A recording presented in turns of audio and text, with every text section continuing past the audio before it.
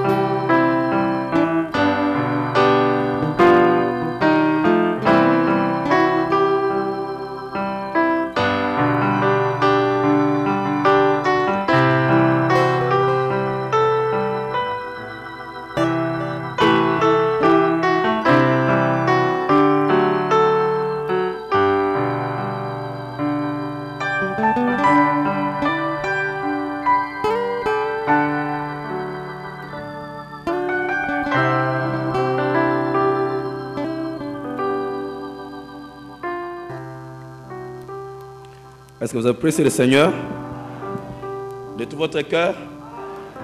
Combien appréciez le Seigneur? Je crois que nous apprécions le Seigneur, n'est-ce pas?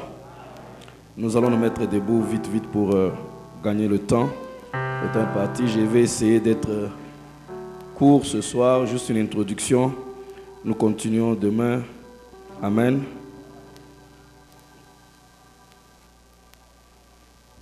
Marc 9, nous avons lu ça la fois passée.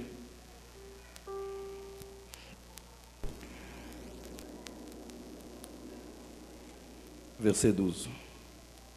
Prions le Seigneur. Something new in my life.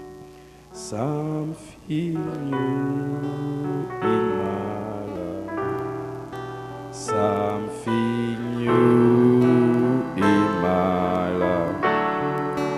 Oh Lord, something new,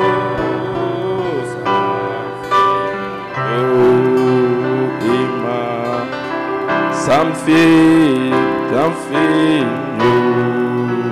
in my, something new in my life.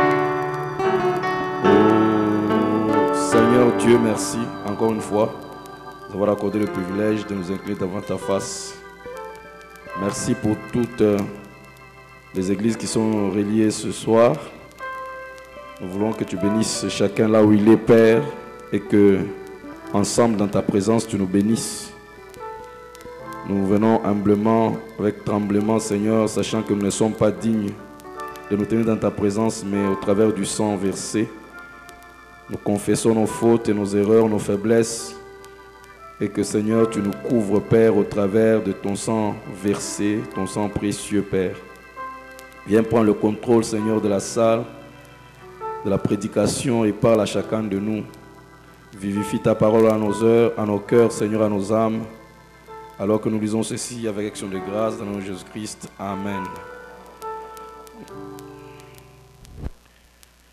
Verset 12, il leur répondit, Élie viendra premièrement et rétablira toutes choses.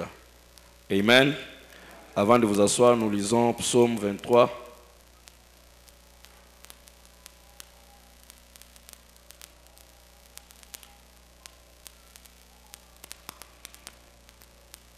Psaume 23.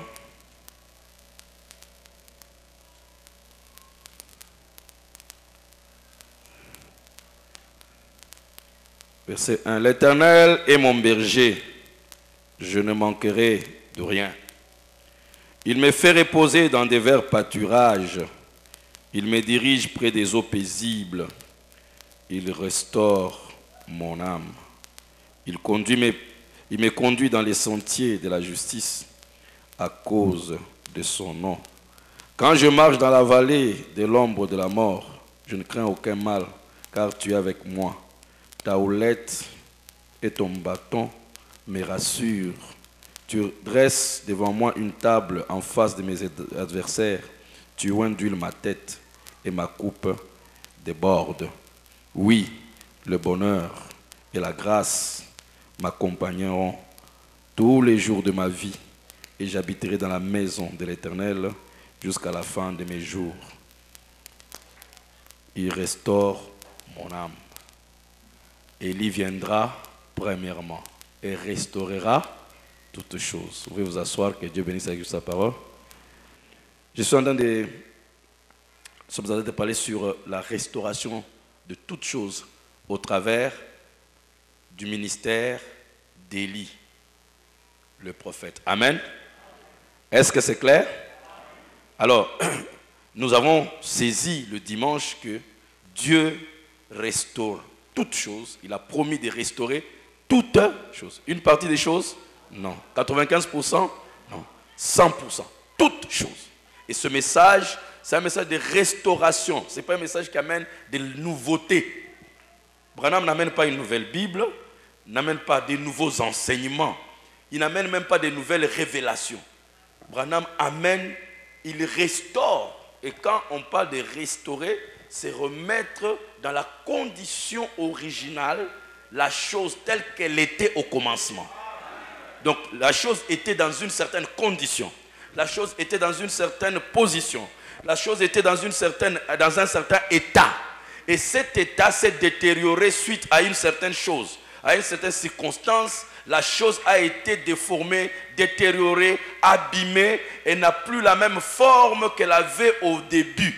Et quand on restaure, on la remet dans sa position d'origine. C'est ce qu'on appelle restaurer. Alors, si nous allons être restaurés, ça veut dire que la condition dans laquelle nous sommes n'est pas la condition dans laquelle nous étions. Sinon, Dieu ne parlerait pas de restauration.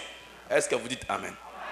Et je suis j'ai béni le Seigneur pour ceux qui ont beaucoup plus de révélations, de profondeur, de dire que nous sommes déjà dans notre corps glorifié, nous sommes déjà dans le millénium, nous sommes déjà dans l'éternité. En tout cas, j'ai béni le Seigneur pour eux, mais je sais que si je suis restauré dans mon corps, je ne devais pas continuer à prendre les médicaments.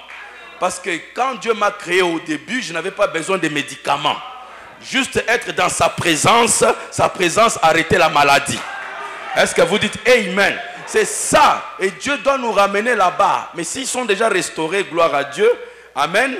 Mais il ne faut pas qu'on se croise avec eux à l'hôpital. Donc, je parle ici que Dieu va restaurer toutes choses. Est-ce que vous croyez cela? De tout votre cœur? Toute chose, c'est toute chose. Donc, tout a été gaspillé. Tout a été détruit par le péché.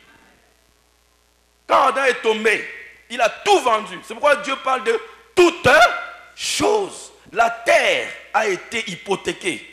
Regardez ce que Satan a fait. Et aujourd'hui, frère Branham appelait ça l'Éden de Satan. Dieu a pris 6000 ans pour créer son Éden et Satan a pris 6000 ans pour créer aussi le tien. Et cette terre sur laquelle nous vivons n'est pas, peu importe, tu peux avoir une très jolie maison, bien climatisée, mais ce n'est pas cette maison qui devait être là-bas. Est-ce que vous comprenez? Ça, c'est le signe du péché. On peut avoir un beau tabernacle bien décoré, tout le monde l'apprécie, mais c'est le signe du péché. On n'a pas besoin de ça. Il y a un tabernacle original. Est-ce que vous dites Amen? Et nous savons que Dieu a dit à Moïse, construis ce tabernacle, donc un modèle, selon le modèle du tabernacle que tu as vu au ciel. Donc il y a un modèle, et ce qui est bien avec Dieu, quand il fait quelque chose, il garde le modèle. Comme ça, quand ça va se détériorer et qu'il est prêt maintenant à restaurer, il a déjà un modèle. Et il dit que même vous, quand vous grandissez, vous avez 19 ans pour les sœurs et 20 ans, et pour les hommes 22 ans, et ainsi de suite. Vous êtes à la fleur de votre âge, vous êtes beau, vous êtes belle, vous êtes jolie. Il dit, Dieu prend une photographie de vous. Et il garde ça dans son modèle. Comme ça, le temps de la restauration, vous ne serez pas ce que vous êtes à 50 ans, ou à 30 ans, ou à 40 ans. Dieu vous restaurera selon la belle image. Est-ce que vous pouvez dire Amen? Est-ce que vous dites Amen? Donc, vous devez être heureux, joyeux, que vous retournerez à votre condition d'origine. Ne soyez pas comme des gens qui s'inquiètent. Oh, je vieillis, j'ai des rides, j'ai des cheveux blancs. Ça ne sert à rien. C'est destiné à ça. Mais il y a un modèle qui ne se détruit pas. Ta théophanie est là, qui reflète ta beauté totale. Amen. Vous dites Amen? Vous appréciez le Seigneur? Donc un chrétien ne s'inquiète pas de l'âge. Oh, je vieillis. Oh, j'ai des rides. Oh, j'ai des cheveux blancs. Un chrétien ne s'inquiète pas parce qu'il sait qu'il sera restauré. Et ce qui est intéressant maintenant, frère, la grâce que nous avons, c'est que Dieu va restaurer au travers d'un ministère. Il dit, il est vrai qu'Élie viendra premièrement et restaurera toutes choses. C'est pourquoi Frère Branham a traité de tous les problèmes. Il a parlé de changement climatique, il a parlé de l'environnement, il a parlé de la terre, de la faune, de la forêt, des animaux. Il a condamné la destruction de la terre par l'homme. Pourquoi? Parce qu'il a un message de restauration. Et la Bible dit que la création tout entière attend la manifestation du Fils de Dieu. Quand ils sont restaurés dans leur position, alors la terre sait que notre temps aussi montant aussi. Est-ce que vous dites Amen? La création, dès qu'elle voit les enfants de Dieu être restaurés par le ministère de Malachie 4, de Élie le prophète, la création commence à se réjouir que notre temps de restauration aussi arrive. Parce que les propriétaires sont restaurés. Amen. Est-ce que vous dites Amen? Est-ce que vous le croyez? Et nous avons reçu ce ministère d'Élie le... Dieu ne restaure pas par le ministère d'un pasteur, d'un évangéliste, d'un apôtre. Dieu restaure par le ministère d'Élie le prophète. Soyez évêque, soyez archevêque, soyez le plus grand apôtre du monde. Mais ce n'est pas toi qui vas nous restaurer. Nous avons un ministère qui nous restaure, c'est le ministère d'Élie, le prophète. Il restaure. Le message ici restaurera la terre. Son message restaurera les femmes, les vraies femmes, telles que Dieu les a créées. Le propriétaire, c'est Dieu. C'est lui qui a créé la femme. Il sait qu'est-ce que la femme doit être. Pas ce que la femme est aujourd'hui. C'est que le péché a fait de la femme. Mais le propriétaire qui sait ce qu'il avait fait de la femme, il va la restaurer par le ministère d'Élie, le prophète.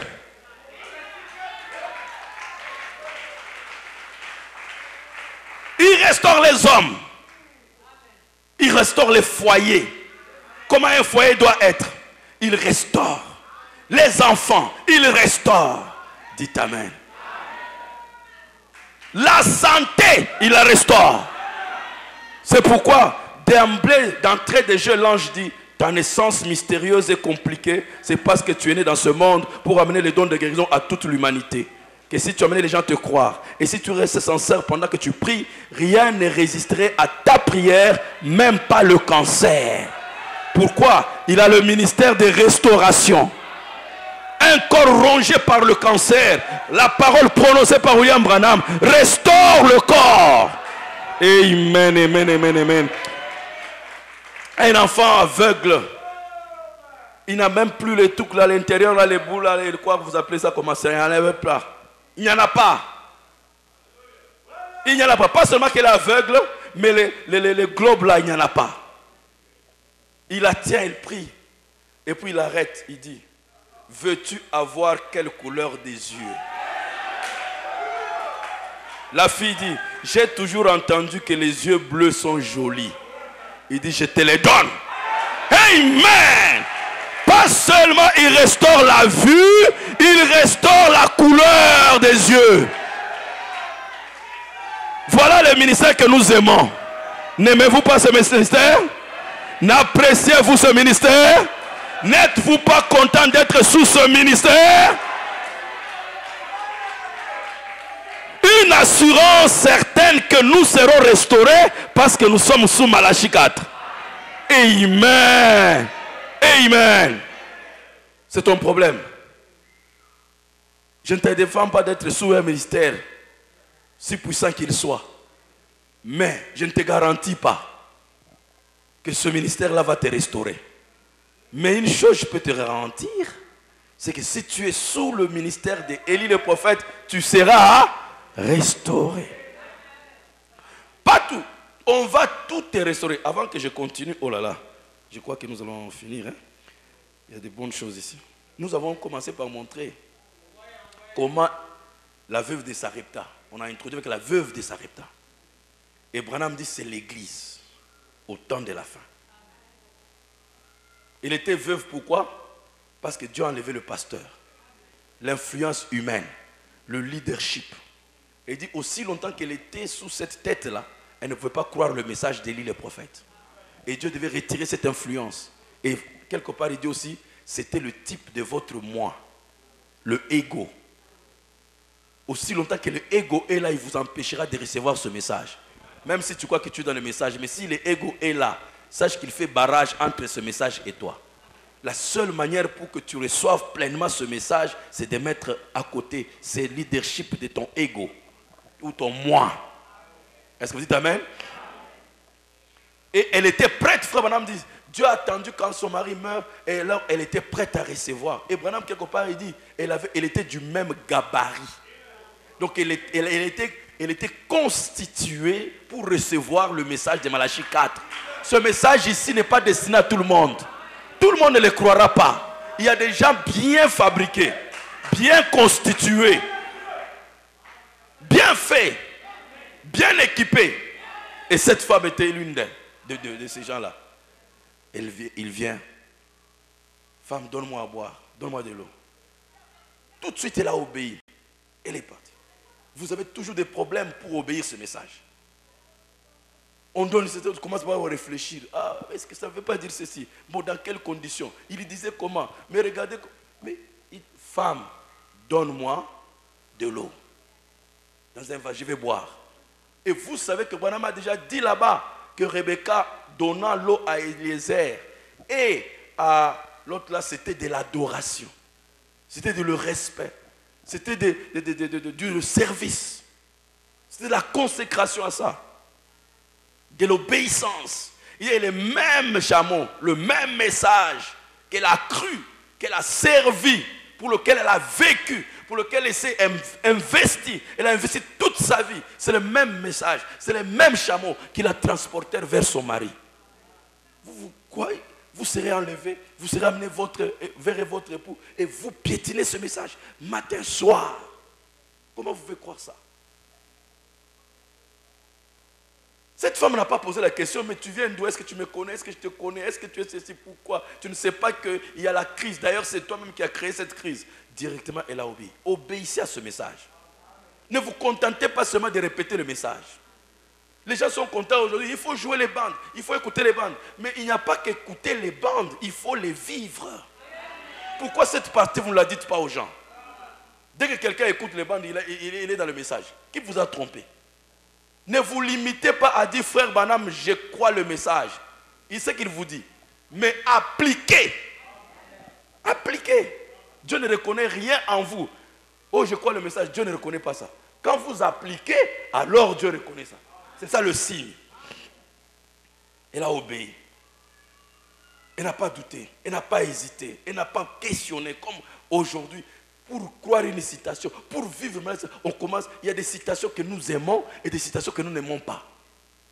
Mais elle a obéi directement. Branham, je n'ai pas le temps de lire. Allez lire ça. Soyez certain de Dieu. Et une action, une réaction contre une action. Allez lire ça. La religion de Jézabel. Lisez ça. Tous les commentaires que je fais là. Elle a obéi.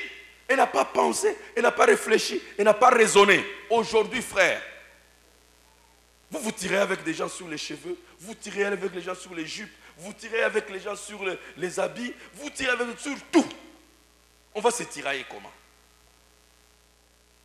Branham dit dans ses prédictions, obéissez. Quand le prophète de Dieu vous dit quelque chose, obéissez. L'obéissance. Et pendant qu'elle obéit, la voix tourne encore. Pas seulement de l'eau. En moi aussi un gâteau. Un morceau de pain que je mange. C'est là où la femme s'arrête.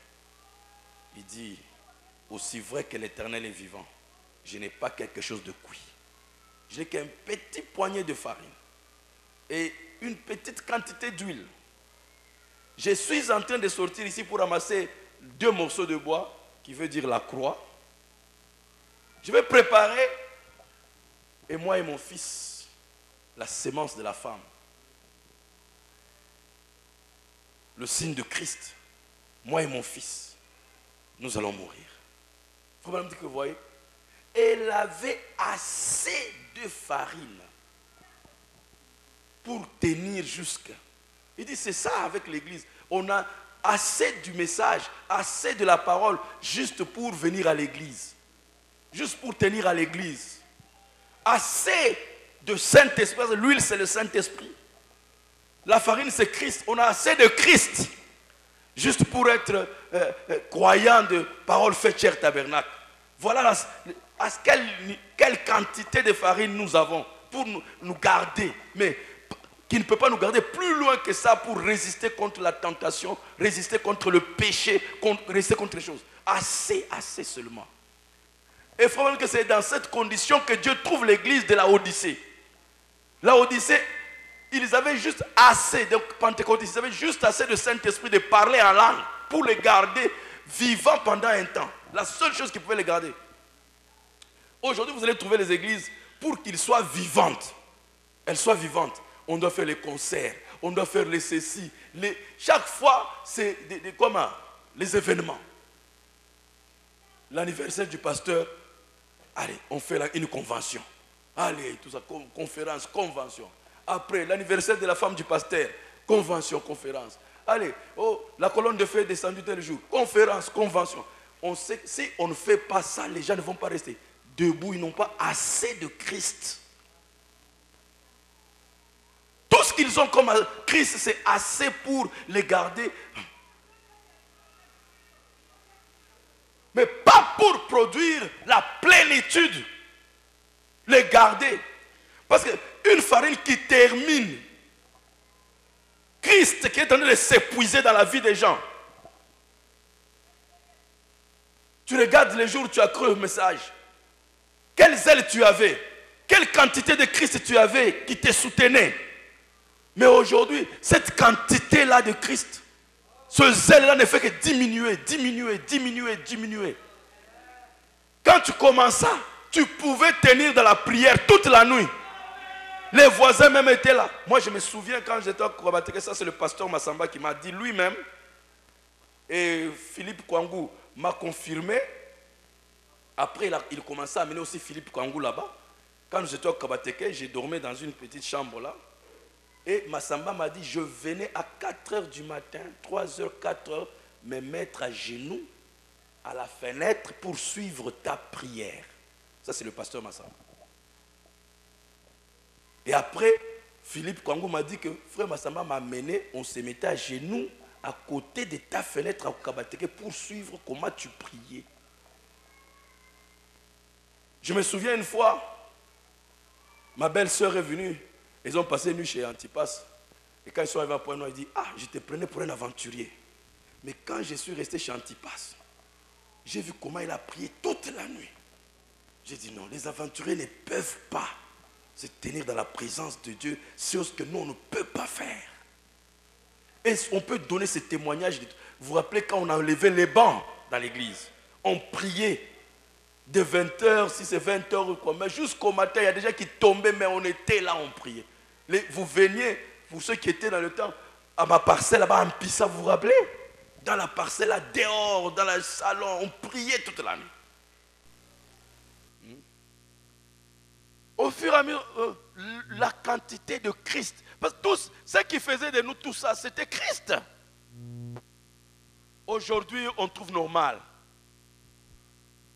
On peut se comporter comme on veut. On explique tout. Tout devient de l'intellect. Donc cette église avait maintenant assez de Christ seulement pour tenir encore. Assez de Saint-Esprit maintenant. Ce n'est pas que le Saint-Esprit manquait. Il était là. Mais assez seulement pour tenir pendant un temps. Oh mes frères. Et quand elle a confessé ça, Élie a dit, c'est vrai, va faire ce que tu as dit là. Mais d'abord, premièrement, moi. Et Branham interprète. Il dit, ça veut dire, abandonnez d'abord, donnez ce que vous avez. Livrez ça dans les mains de Dieu. Reniez ce que vous avez. C'est ce que Branham dit. Reniez ce que vous avez. Si cette femme devait avoir l'espoir de voir Christ ne plus jamais diminuer dans sa vie, et le Saint-Esprit rester continuellement sans diminuer dans sa vie, elle devait premièrement se sacrifier. Sacrifier le peu qu'elle avait. Tout le reste qu'elle avait, auquel elle tenait la chose, la chose qui se tenait entre elle, entre la mort et elle et son fils. Il dit, on ne lui a pas demandé la dîme.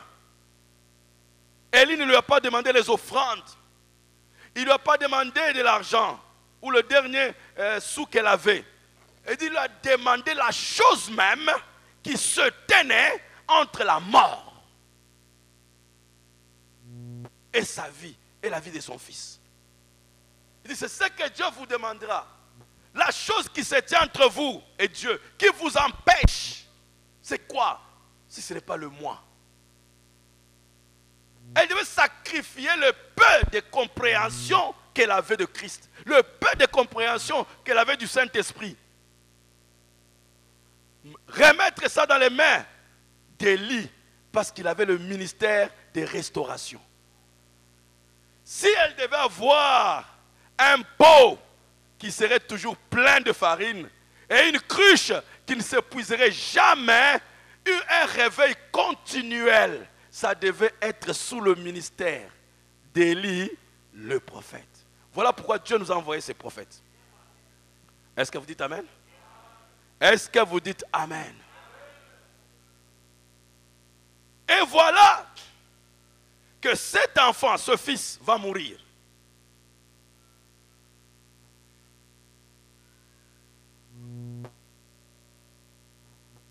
La femme dit, mais tu es venu pour faire dévoiler mes péchés ou quoi, homme de Dieu? Qu'y a-t-il? Voilà, maintenant, mon fils est mort.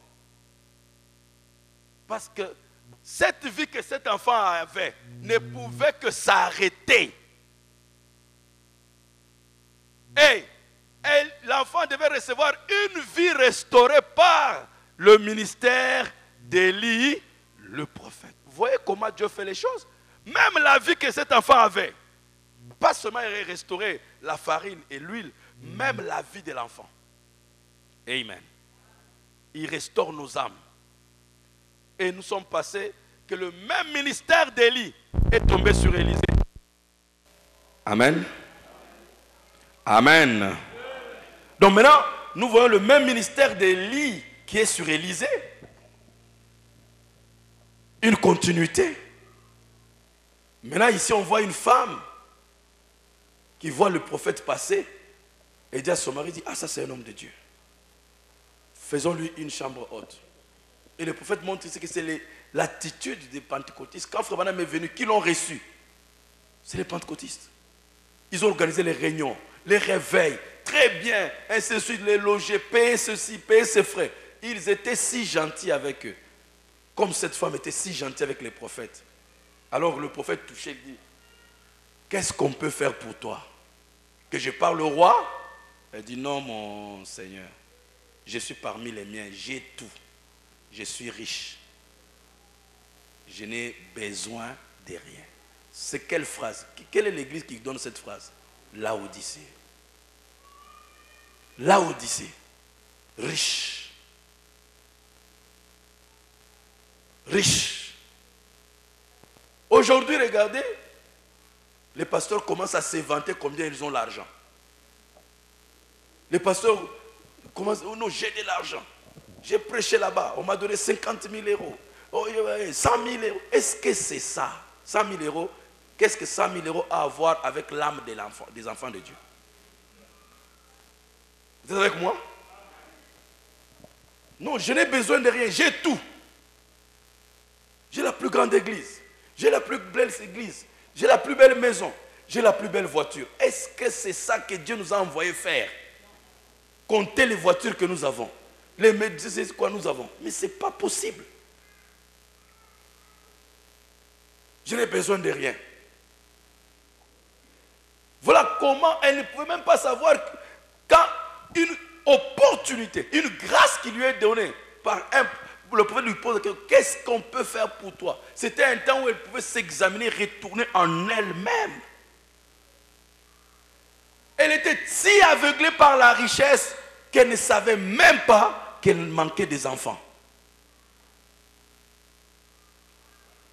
Elle ne savait même pas qu'elle était stérile, frère. Regardez à quel niveau. Quelqu'un peut être si ancré dans la recherche de l'argent qu'il oublie qu'il n'a pas le Saint-Esprit dans son cœur. Il a besoin d'être sauvé. Tellement plongé dans la recherche de biens. Courir après l'argent. Et oublier qu'il a besoin du Saint-Esprit. Et c'est le serviteur qui dit, mon Seigneur, elle n'a pas d'enfant. Elle n'a pas la sémence de la femme. Et il la convoque. Il dit à la même époque, période de la vie, tu auras un enfant. Non, ne me mens pas. Regardez un peu l'incrédulité. Mais comme Dieu reste Dieu, et c'était déjà le ainsi dit le Seigneur, l'incrédulité n'arrête pas Dieu. L'enfant est venu. Est-ce que vous dites Amen? Est-ce que vous dites Amen? Et cet enfant vient parce qu'il a été produit quelque part par aussi le mélange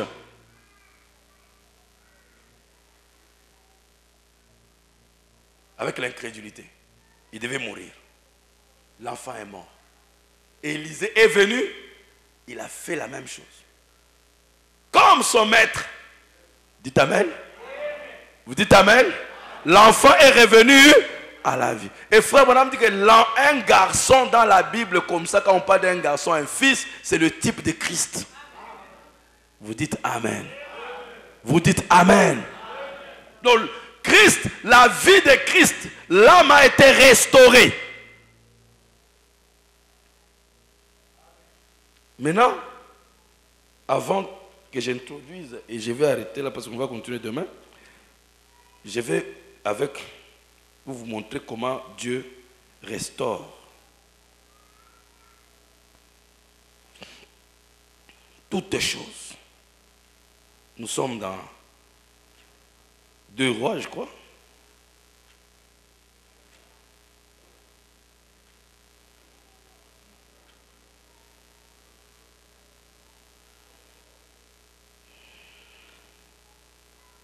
Deux Rois chapitre 4.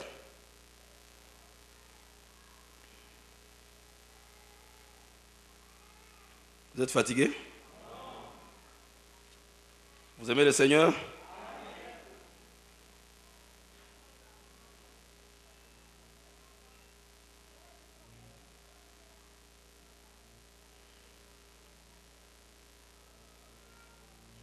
J'ai parlé sur, vous allez lire à la maison, mais je vais juste sauter.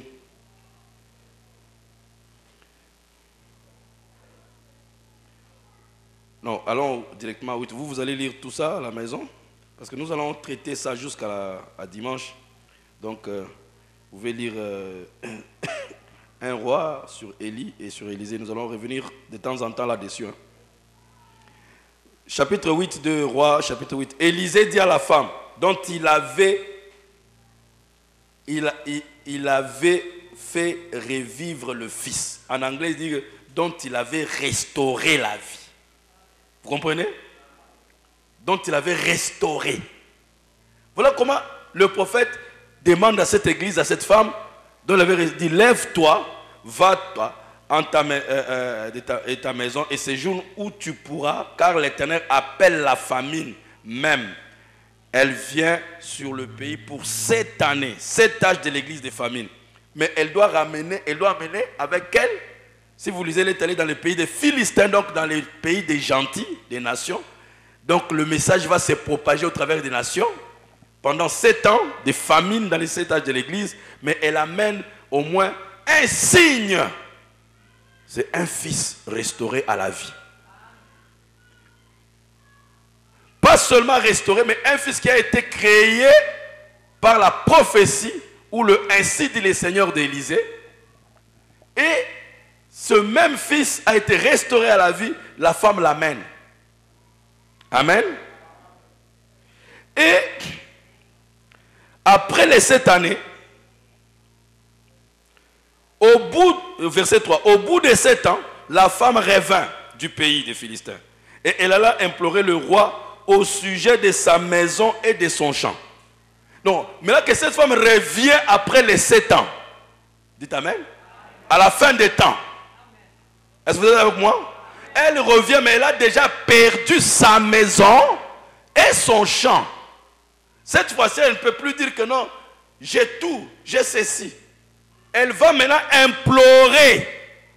La Bible dit, elle criait, elle pleurait chez les rois. Le roi s'entretenait avec Géasi, serviteur d'Élysée. Vous dites Amen. Voilà, quand la femme vient, le roi, pendant qu'elle crie chez les rois, le roi est en train de s'entretenir avec un des Éphésiens qui était lié au ministère de restauration. Un vrai serviteur de Dieu. Qui peut dire Amen. Dieu aura toujours des témoins. Est-ce que tu peux dire Amen? Mais écoutez l'inquiétude du roi. Amen. Géasi, serviteur de l'homme de Dieu, et il disait, raconte-moi, je te prie, toutes les grandes choses qu'Élisée avait. Oh, applaudissez pour le Seigneur. Amen, amen, amen. Le roi demande aux serviteurs fidèles. Il dit, ce même message sera propagé par des auxiliaires qui seront fidèlement enseignés. Le roi demande, raconte-moi s'il te plaît, les grandes choses. Il n'a pas demandé les choses qu'Élie a accomplies.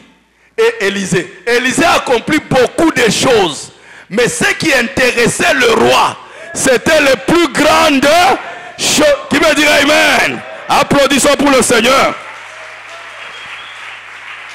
Quelle est la plus grande chose dans le royaume de Dieu? Quelle est la chose la plus essentielle? C'est l'âme. Quel est le miracle le plus grand? C'est la guérison de l'âme. Quel est le miracle le plus grand? C'est la nouvelle. Qui peut dire Amen? Et le roi était intéressé dans les plus grandes. Alléluia! Applaudissez pour le Seigneur. Géasi il avait fait monter la hache. Oh, il avait fait ceci. Non. Il y avait beaucoup de choses. Mais le roi était intéressé. Et nous avons un roi aujourd'hui. Le roi de la tribu de Juda. Il est intéressé à savoir qu'est-ce que William Branham a fait. Parmi ce qu'il a fait les plus grandes choses. Alléluia. Et Élisée est en train d'expliquer les plus grandes choses. Suivez comment la Bible est parfaite. Raconte-moi. Ça c'est le roi qui dit. Raconte-moi, je te prie, toutes les grandes choses qu'Élisée avait faites. Ne racontez pas les grandes choses que votre pasteur a fait. Ou votre évangéliste a fait. Racontez ce que Élisée a fait. Qui peut dire Amen? Qui peut dire Amen? Il ne faut pas venir ici. Oh, frère Branham a vu l'ange du Seigneur. Moi aussi j'ai vu l'ange du Seigneur. Oh, les 3 anges étaient partis voir Abraham sous les chênes de Mamré. Moi aussi j'ai rencontré sous mon arbre 3 anges. Tout ce que Branham a vu l'enlèvement. Toi aussi tu as vu l'enlèvement. Branham a eu la colonne de feu. Toi aussi, ne nous racontez pas ce que votre évangéliste a fait. Racontez-nous les grandes choses qu'Élisée a faites. Alléluia. Qui peut dire Amen? Qui peut dire Amen? Au temps de la restauration, ce qui est important, ce n'est pas ce que le pasteur a fait. Ce que le pasteur a fait, ça peut nous édifier. Mais quand il s'agit maintenant de la restauration, le roi aimera vous écouter dire qu'est-ce que ce message a fait de plus grandes choses dans votre vie. Qui peut dire Amen? Qui peut dire Amen? J'espère que ça ne vous passe pas par la tête. Hein? J'espère que vous saisissez. Hein? Qui peut dire Amen? Je crois que je ne vole pas très haut. Je suis trop bas. Je veux que vous saisissiez. Qui peut dire Amen? L'âge des ministres est passé, frère. Nous voulons revenir à la restauration. Est-ce que vous dites Amen? Les gens embrouillent les autres. Si Dieu donne des ministères, c'est des auxiliaires. Vous connaissez qu'est-ce qu'un auxiliaire? C'est un support. C'est quelqu'un qui vient seulement soutenir, faire avancer ce qui est déjà là. Mais quand l'auxiliaire commence aussi à faire sortir que moi aussi j'ai vu un ange. Moi aussi j'ai vu des visions. Moi aussi j'ai le discernement. Moi aussi j'ai les colonnes de feu. Maintenant il y a une confusion entre le principal et l'auxiliaire. Mais Géasi, le roi n'a pas dit Géasi, raconte-moi les grandes choses que toi tu as faites. C'est ça qu'il lui a dit. Raconte-moi quoi? Ce que toi tu as fait. Raconte-moi. Amen. Applaudissez pour le Seigneur.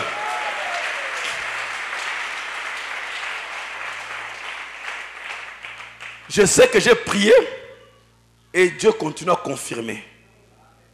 Kimembe est là. Qui encore? Beaucoup de gens pour qui ont prié, il n'y avait pas d'enfants, ils ont des enfants. En Afrique du Sud, à l'île Maurice, en Angleterre, ça continue. Et le dernier témoignage qu'on m'a donné là, c'est même que Igor, soi-disant, l'a donné à l'église là-bas. C'est Mananga qui m'a dit qu'il leur a dit qu'un jour, il n'y a pas longtemps, la fille de frère de Jean-Marc, beaucoup de grossesses ne faisaient que passer. Alors un jour, je ne sais pas si c'est la sœur Hop qui prenait mes habits sales et amenait ça au pressing. Et elle va se croiser sur la route avec la maman de la fille, donc la femme de Jean-Marc. Et quand la sœur de Jean-Marc a remarqué que c'était mes habits, elle a regardé, elle a pris le mouchoir avec lequel je me suis à la chair, elle a retiré ça. Il dit, mais sœur, c'est le... Je dis, non, mais il va chercher ça. Il dit, non, en tout cas, je me sens conduit à prendre ça. Elle a pris, elle a amené ça chez sa fille. Elle a dit, ma fille, en tout cas, je me suis senti conduit à prendre le mouchoir. Ça, c'est le mouchoir que frère Jos utilise pour s'essuyer à la chair quand il transpire. La prochaine fois, quand tu as une grossesse, tu mets ce mouchoir sur le ventre. Et je crois que Dieu va faire quelque chose. Et la fille a obéi. Elle a commencé à faire ça. Les menaces sont venues. Quand les menaces sont, elle met. Les menaces, elle met. Elle, avant même de naître, l'enfant naît, c'est là où Igor a donné les témoignages. Et aujourd'hui, maintenant que je parle, l'enfant est déjà né.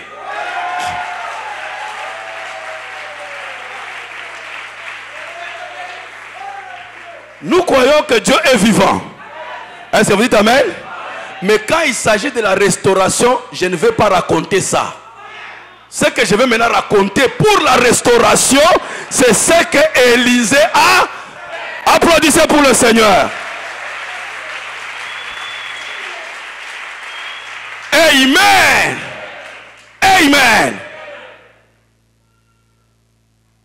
Oh, c'est bon, hein? C'est très bon, hein?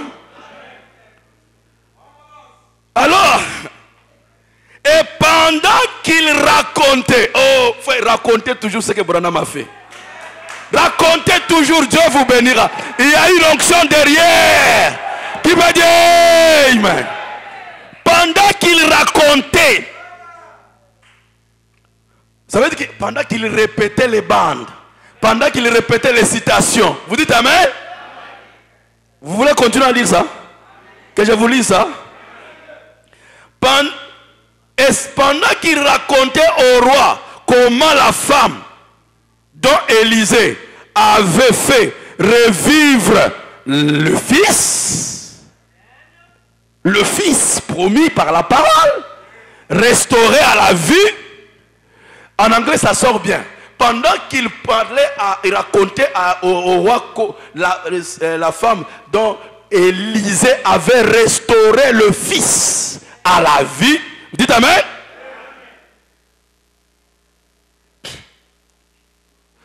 La femme dont Élisée avait fait revivre le fils ou restaurer le fils implorait le roi au sujet de sa maison. Quelle coïncidence! Et son champ. Pendant que Élisée, le ministre fidèle, auxiliaire fidèle, est en train de raconter, de répéter William Marion Branham, l'épouse est à genoux en train d'implorer le roi. Restaure mon champ. Restaure. Qui veut dire Amen.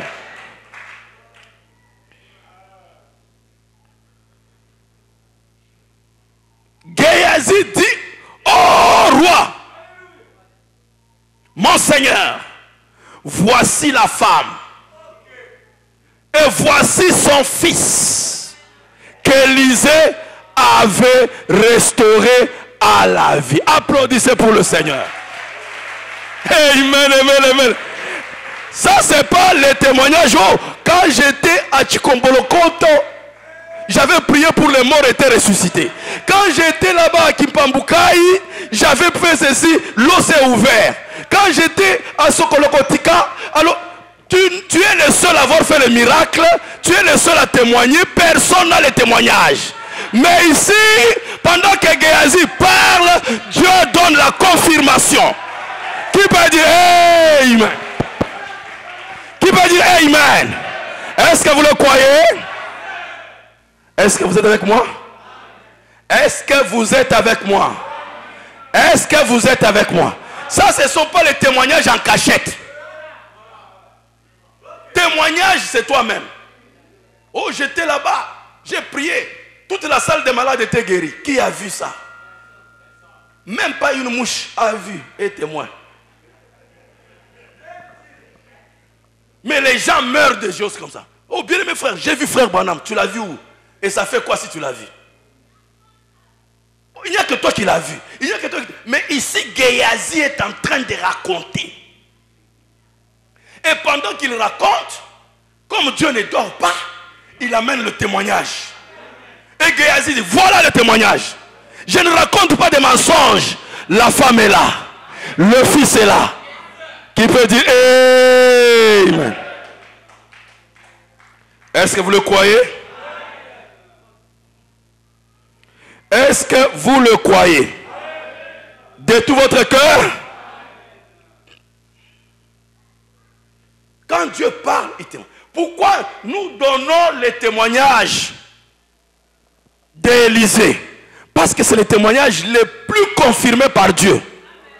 Mes témoignages, vous pouvez encore douter, vous pouvez encore hésiter. Mais quand on va au témoignage d'Élisée, il n'y a plus de doute. Dieu a confirmé une fois pour toutes. Applaudissez pour Élisée.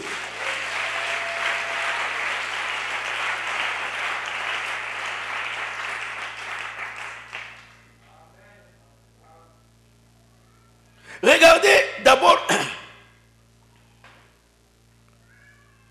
la femme, en haut là, le verset 3 dit que la femme allait implorer que le roi dit, réclamer chez le roi ma maison.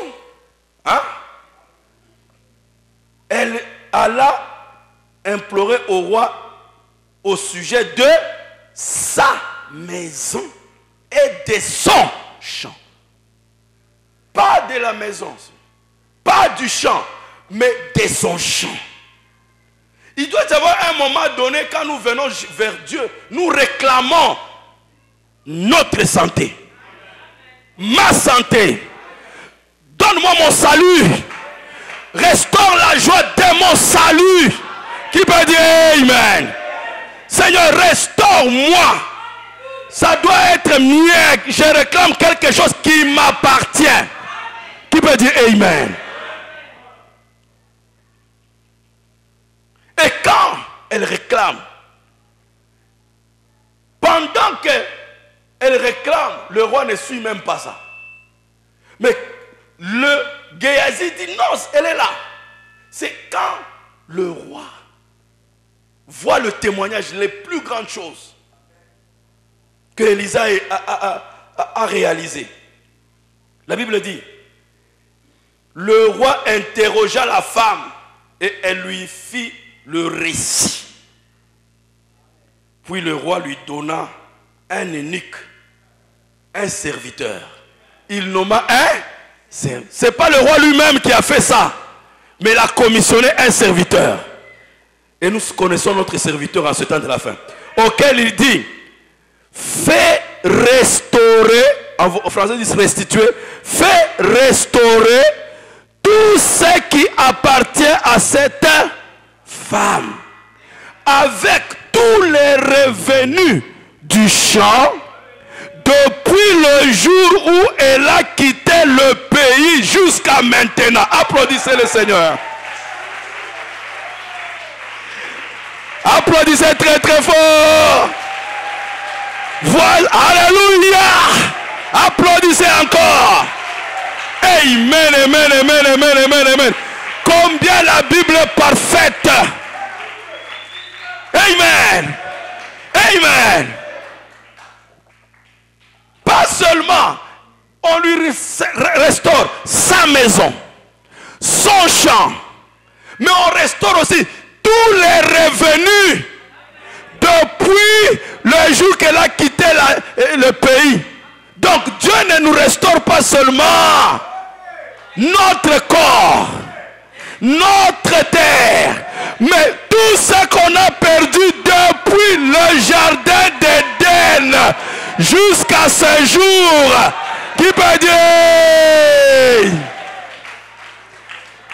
Est-ce que vous aimez le Seigneur? Donc nous, Satan est cuit, frère. Satan se rend compte que nous n'avons jamais perdu quelque chose. Parce que tout ce qu'on avait perdu, alléluia. Qui peut dire amen? Et Branham dit, tout ce livre est scellé de 7 sceaux. Il contient tout ce qu'Adam a perdu. Qui veut dire amen? Dit, tout ce qui a été perdu est contenu dans ce livre. Et tous ceux qui sont sortis, leurs noms sont inscrits. Vous appréciez le Seigneur? Amen. Vous aimez le Seigneur? Dieu. Amen. Amen. Vous aimez le Seigneur? Amen. Oh, c'est merveilleux, n'est-ce pas? Amen. Mon frère, ma soeur, tu n'as rien perdu. Amen. Tu n'as rien perdu. Amen.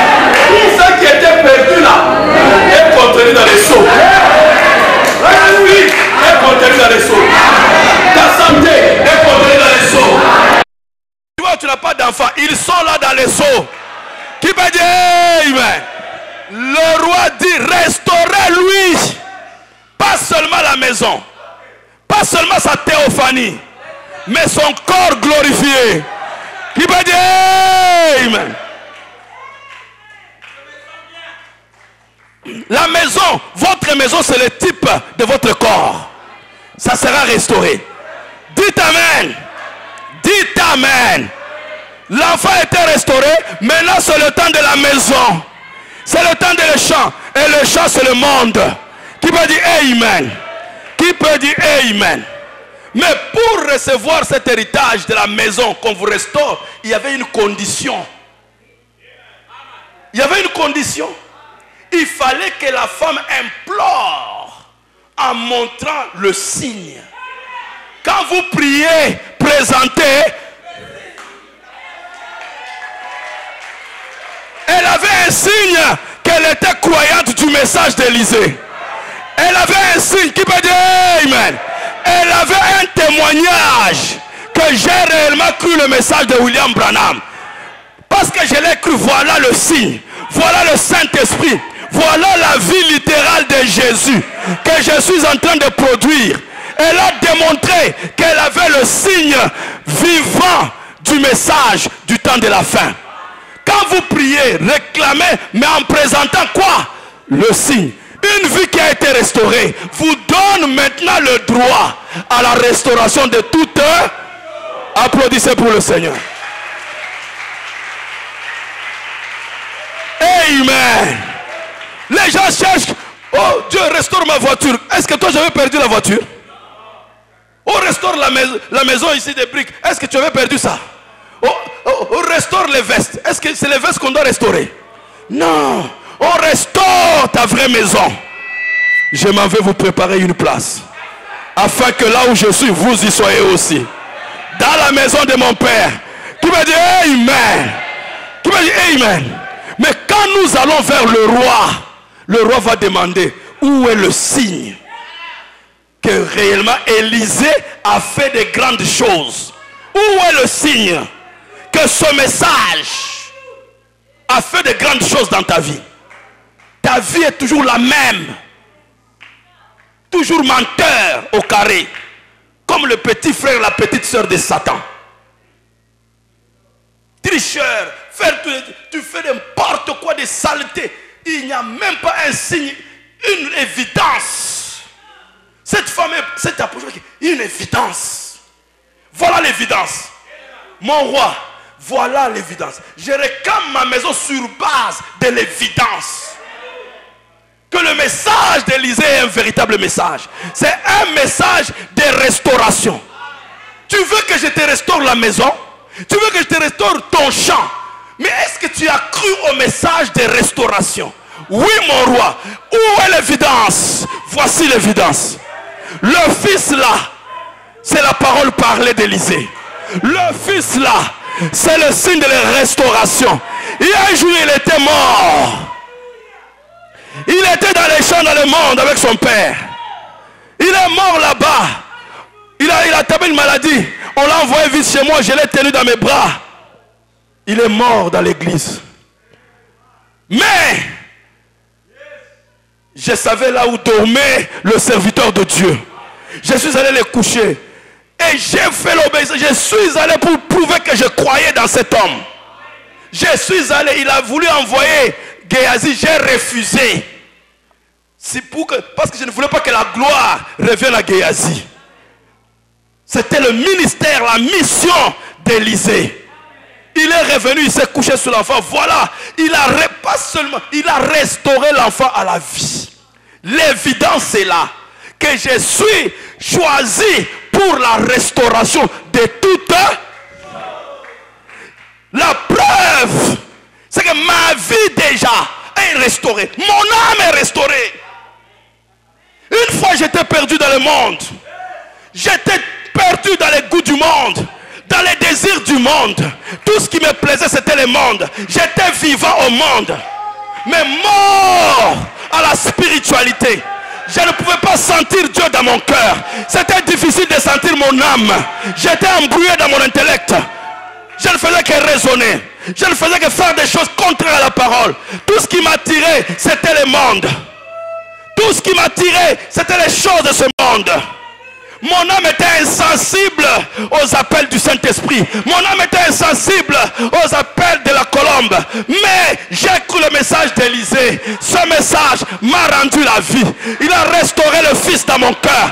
Je suis devenu vivant. Je suis passé de la mort à la vie. Je suis passé de l'insensibilité du Saint-Esprit à la sensibilité. Mais là je peux le sentir dans mon cœur. Mais là quand il me condamne, je peux sentir, je peux lui obéir, je peux m'humilier, je peux me confesser. Avant il pouvait me parler, je ne sentais rien. Avant il pouvait me toucher, je ne sentais rien. Mais maintenant quand il me touche, je pleure. Je pleure, je pleure. Mon cœur est devenu tendre. Mon cœur est devenu vivant. Je peux sentir le Saint-Esprit. Mon âme est vivante dans la présence de Dieu. Je sais que Dieu vit dans mon cœur. J'ai l'évidence.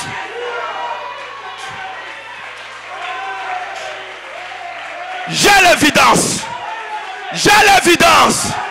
Ce que je suis aujourd'hui, je ne l'étais pas hier. Quand le pasteur prêchait, ça ne me disait rien. Je ne sentais rien. J'étais insensible. Mais quand Élisée s'est couché sur moi, quand ce message-là s'est couvert sur moi, j'ai reçu la vie. J'ai senti ce que Dieu avait senti. J'ai l'évidence. J'ai l'évidence. Ça y est là. C'est pourquoi je crois de tout mon cœur que j'ai droit à la restauration de toutes choses. Si mon âme est restaurée, alors j'ai droit à la restauration de mon corps. J'ai droit à la restauration de ma santé. J'ai droit à la restauration de mes finances. J'ai droit à la restauration de mon foyer. Alléluia. Parce que j'ai l'évidence. J'ai l'évidence. Le Fils a été rendu vivant. Christ est vivant dans mon cœur. Il est vivant dans mon cœur. Il est vivant dans mon cœur. Je le sens, je le crois. Il me parle, je me répands. Je m'approche toujours de lui. Chaque fois que je fais quelque chose de mal, je peux sentir qu'il n'est pas d'accord. Je sais qu'il est vivant. Il n'accepte pas que je fasse quelque chose de mal. C'est pourquoi j'ai l'évidence qu'il vit dans mon cœur. J'ai reçu le Saint-Esprit. Quand tu pries, présente le signe. Sinon, tu ne recevras jamais la requête. Tu fais seulement du bruit. Elle a fait du bruit. Elle a fait du bruit. Jusqu'à ce que Géasi a dit au roi, voici la femme. Et voici le fils. L'évidence est là. C'est quand le roi a vu l'évidence. Si vous voulez aller très loin avec ce message, ce soir, cherchez le Saint-Esprit. Cherchez l'évidence dans votre vie, frère. Ne continuez pas comme ça. Présentez une évidence. Voilà ce que j'étais hier. Ceci prouve que je n'étais pas sauvé. Voici ce que je suis aujourd'hui. Ceci prouve que je suis devenu vivant. Vivant. Vivant. Sensible à la vie. Sensible. L'arbre ici est vivant, mais ce n'est pas une vie humaine. Si tu prends une aiguille, tu pèses dans le bois, dans l'arbre ici, ça va le blesser, le sang va sortir, mais il n'aura pas le même sentiment que l'homme. Mais quand on prend une aiguille, on pique sur l'homme, parce que c'est une vie humaine, tu es sensible. C'est la sensibilité. La vie spirituelle aussi, c'est la même chose. Tu peux être là et sensible à la vie. Tu es mort, c'est ce qu'on appelle mort. C'est-à-dire que la parole ne te touche pas. Tu es ici toujours dur comme une pierre. Il n'y a pas une évidence. Tu es mort. Aux appels de Dieu, tu es morte. Tu es mort. On parle contre la pornographie, tu es morte. Tu vas sortir ici, tu vas repartir dans la même chose. Mort. Comme cet enfant était mort, insensible. L'existence l'a quitté. Mais cette fille, cette femme, cette église n'a pas accepté ça. Pourquoi acceptes-tu cet état de mort de ton âme dans ton cœur? Peux-tu faire comme cette femme? Pas seulement tu vas coucher ton âme sur le lit d'Élysée, qui est ce message de l'heure. Au lieu d'être insensible, plein de diables, de Satan dans ton cœur, et tu crois que tu es venu t'amuser ici.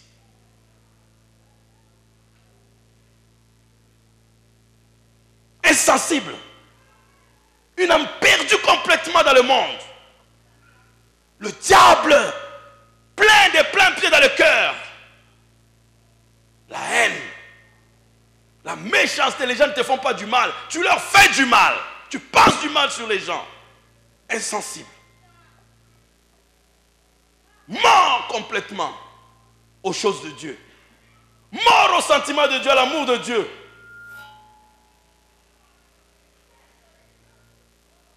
Vous voyez qu'est-ce que la vraie démonologie ou que la sorcellerie que les gens racontent? C'est un cœur, c'est une âme perdue. Fermée à tout le sentiment de Dieu.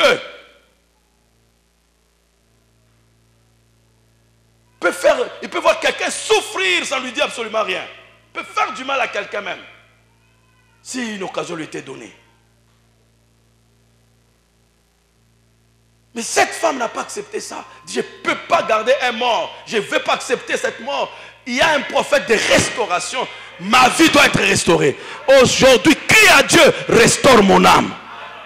Je ne pourrai jamais aller demander la restauration de ma maison, de mon champ, si je n'ai pas une évidence. Tu es dans ce message depuis combien de temps? Quelle évidence tu peux donner aux gens? Même tes voisins ne peuvent pas croire que tu es un croyant. Même tes parents ne peuvent pas te croire. Parce qu'ils te connaissent mieux que les pasteurs même. Mieux que l'église. Connaissent l'état de ton cœur. Tu as quelle évidence que tu peux donner à ta famille, à ton mari, que tu as changé toi?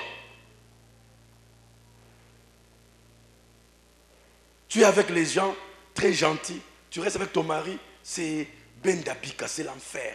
Tu es avec les gens très bien. Tu restes avec ta femme, c'est terrible.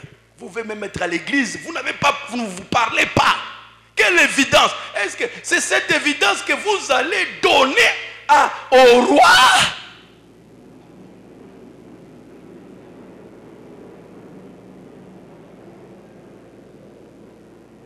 Aujourd'hui, les évidences, ça devient les voitures, ça devient les maisons, ça devient les vestes, ça devient ceci. Est-ce que c'est ce que tu montreras au roi pour réclamer ta maison, pour réclamer ton champ?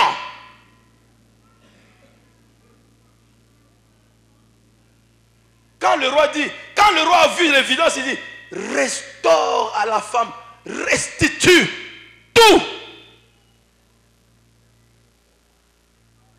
Il est vrai qu'Élie viendra premièrement et restaurera toutes choses. Et la restauration là commence par l'âme. Nous allons le voir demain. Que Dieu vous bénisse.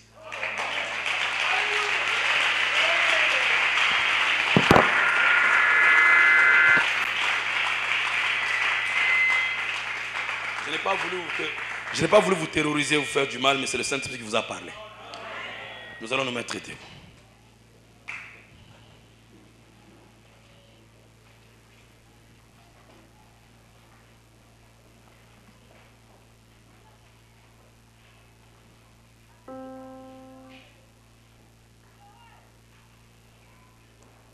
Dieu a pourvu un agneau pour enlever mes péchés. Quand j'étais dans le monde, Jésus-Christ est mort pour moi. Dieu a pourvu un agneau pour enlever mes péchés. Quand j'étais dans le monde, Jésus-Christ est mort. Aie pitié de moi. Jésus, Fils de Dieu, enlève de mon cœur. Aie pitié de moi. Jésus, Fils de Dieu, enlève de mon cœur.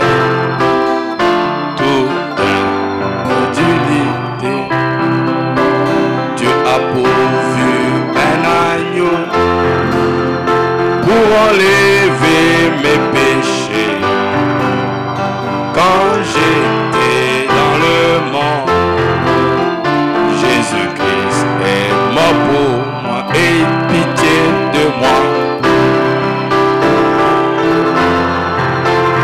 Jésus, Fils de Dieu, enlève de mon cœur.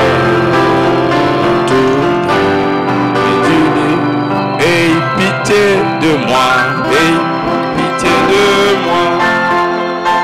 Jésus, Fils de Dieu, enlève de mon cœur toute impunité. J'étais vraiment un aveugle dans les dénominations, vivant selon péché, ces hommes égarés. J'étais vraiment un aveugle dans les dénominations, vivant selon les péchés, les hommes égarés. Aie pitié de moi, aie pitié de moi. Jésus, Fils de Dieu, enlève de mon cœur toute unité. J'étais comme Bartimée. Ce soir, si Dieu t'a parler. C'est une occasion qui t'est donnée. Un message de restauration est arrivé. J'étais comme un bâtiment, un aveugle dans ce monde, vivant selon le péché des hommes égaux. Aie pitié de moi. Jésus, Fils de Dieu, enlève de mon cœur toute inquiétude. Aie pitié de moi. Jésus, Fils de Dieu, enlève de mon cœur aie pitié de moi. Jésus, Fils de Dieu, enlève de mon cœur toute inquiétude. Aie pitié de moi. Jésus, Fils de Dieu, enlève de moi.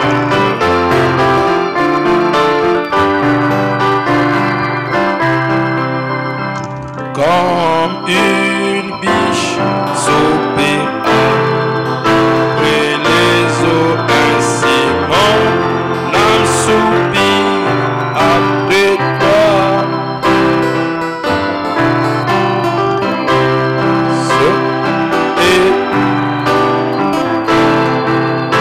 De mon cœur et je désire que chacun puisse implorer la grâce de Dieu. Dieu vous donne l'occasion de retrouver votre âme. Élie avait prié, ramène l'âme de cet enfant. Donc la véritable chose qu'on ramène dans le Fils, c'est l'âme. Prions le Seigneur, que chacun prie le Seigneur.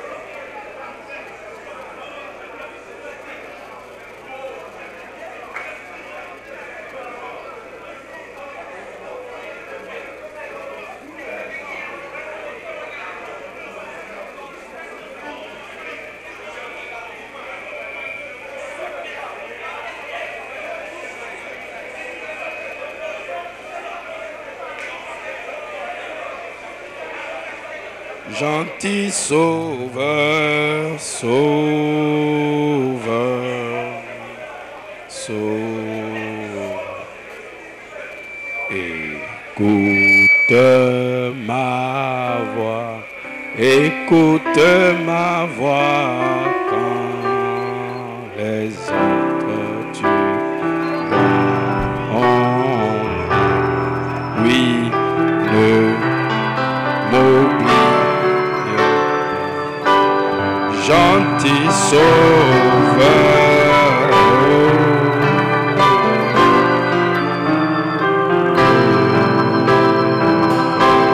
sauveur,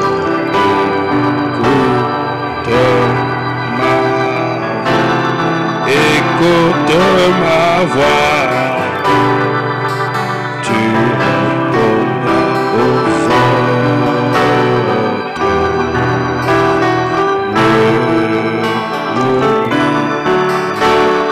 Oh, doux sauveur,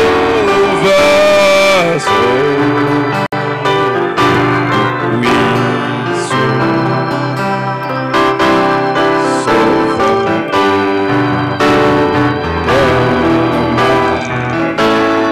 écoute ma voix,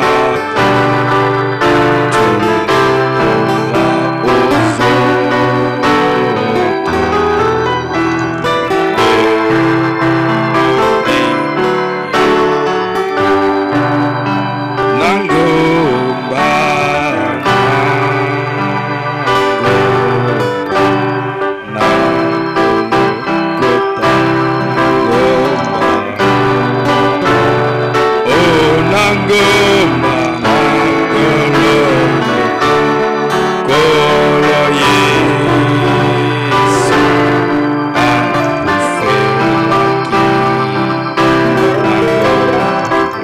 aux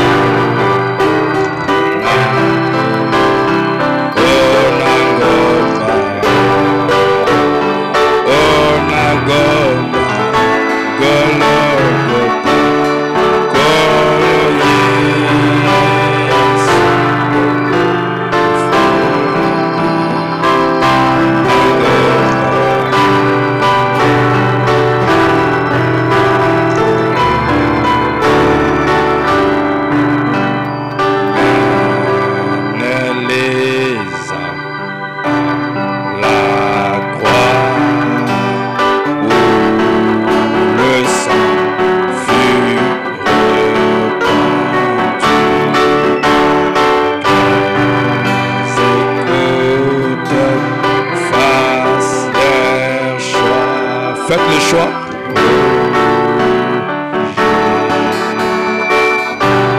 Oh,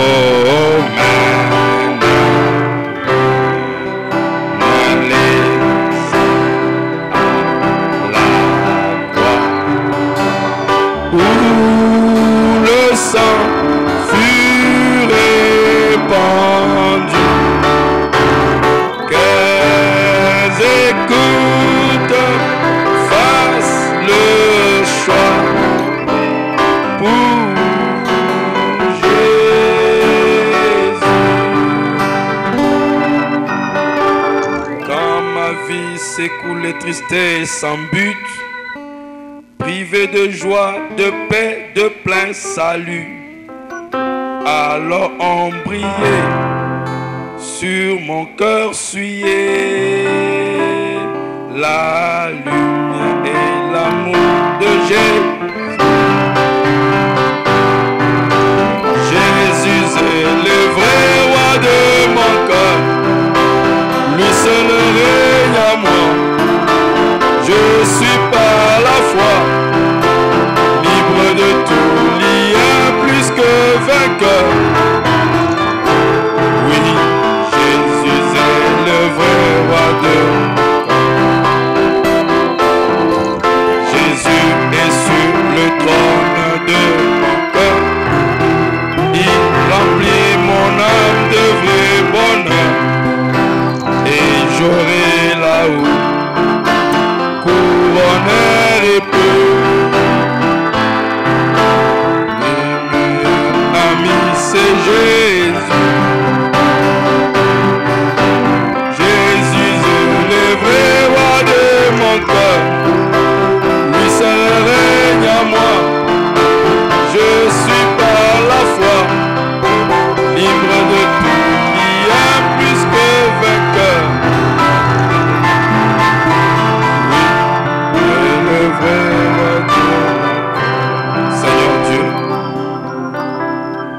peuple t'a parlé ce soir.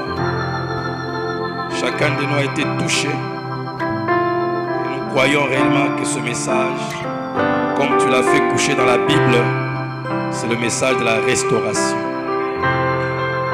Merci d'avoir envoyé Élie le prophète qui doit restaurer toutes choses.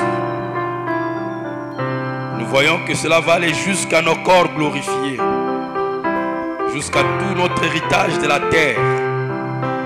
Mais Père, cela commence par une évidence. C'est la restauration à la vie de la sémence de la femme. Christ dans la vie d'un homme. Christ dans le cœur, dans l'âme. Oh Dieu, nous sommes touchés ce soir de voir que nous sommes loin de cela. Restaure-nous, Seigneur. C'est ça notre prière. Dans le nom de Jésus-Christ, Amen. Veuillez vous asseoir.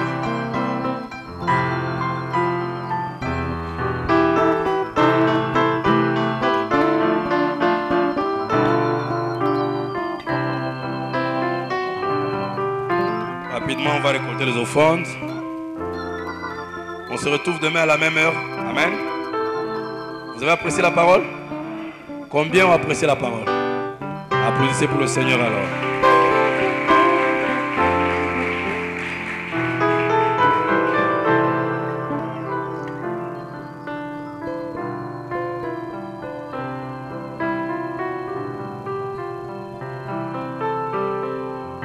Nous récoltons les offrandes. Combien il est bon. Écoute au ciel. Combien Jésus-Christ. Et toi, terre des hommes, des bétails des champs, oh, où est les cas, il est bon. Bien, il est bon. Combien.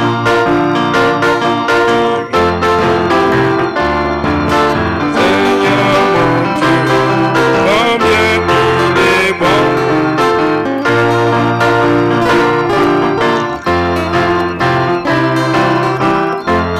Combien.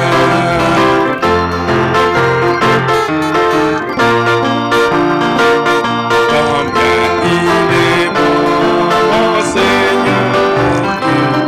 Combien il est bon. Alléluia.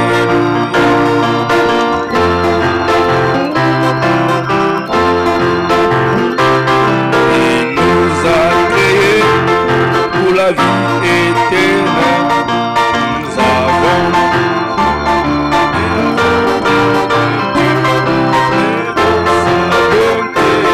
il s'est décidé ramener à la vie.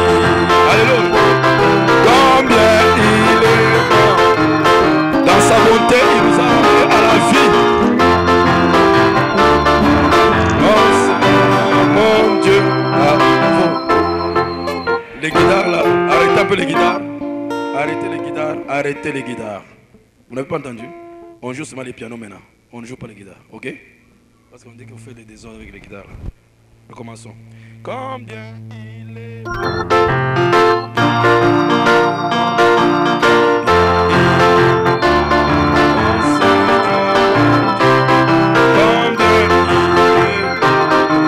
Alléluia. Oui, je le louerai toujours. Il nous a créés pour la vie éternelle. Même avant et avant.